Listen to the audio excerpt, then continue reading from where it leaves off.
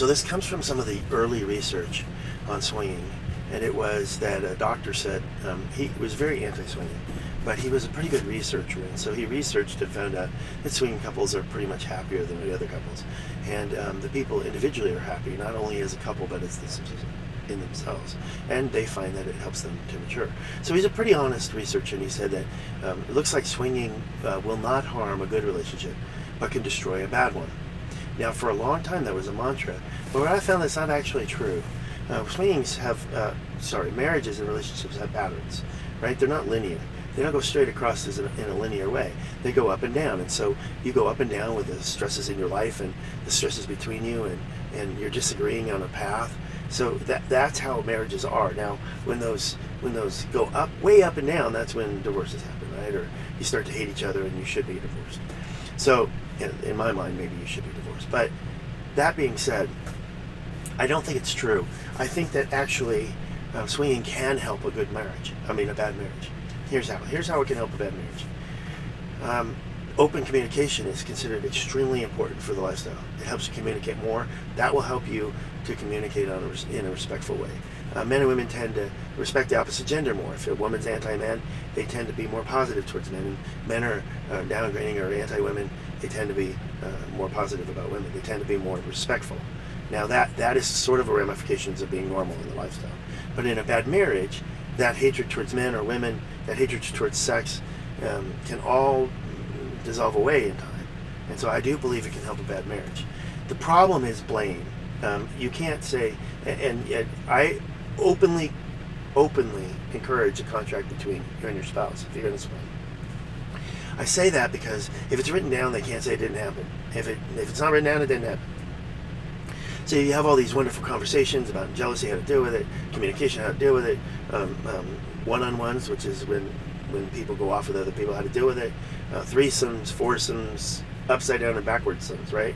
So you have this all done and talked out. But if you don't write it down, it's kind of blurry 7 years from now or 5 years from now. What your rules are blurry later, so I heartily encourage writing it down. But I do believe it can help a bad marriage, and I do believe you need to write things down. Here's why. The blame game. Because you have a bad marriage and it doesn't work out in the long run, and you went through all these exciting periods and you had good times, and so you're going to dissolve the marriage. He or she can't say, well, it was your idea, or I didn't agree to that, right? Because you have it in writing and you have it signed. So there's an idea for you. Trust and boundaries. So to a certain part, you have to trust your spouse if you're going to do the swinging lifestyle. And boundaries are interesting. So everybody agrees that having a list of your boundaries, a written list, at the beginning of swinging is kind of an advantage. So you're both very clear what is acceptable and not acceptable. Now those boundaries change throughout time, and instead of saying going behind someone's back and changing that boundary, you need to be upfront and honest, and you both need to say, we're going to keep our boundaries in a conversation. We're going to talk about them.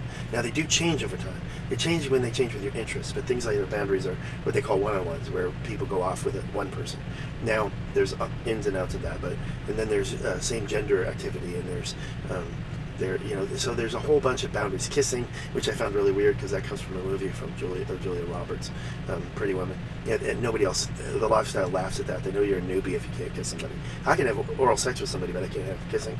It's really strange. But anyway, so those boundaries are things you need to, they're not prisons, but they're ways to understand that this is what you find acceptable. And they change. And that's what you need to remember too. Have the consequences for the boundaries being broken as in a true hobby, not as in a relationship. In other words, somebody freaks out because something happened, and at the time it seemed like a reasonable thing to do, even though it was broke the boundary.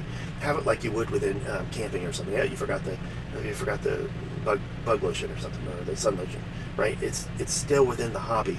It's not your relationship, and that you have to have trust. I understand that, but it's within the context of a hobby, not in the context of who you are as a couple. And you don't want this to ruin you. You want this to make you closer and happier and more fulfilled.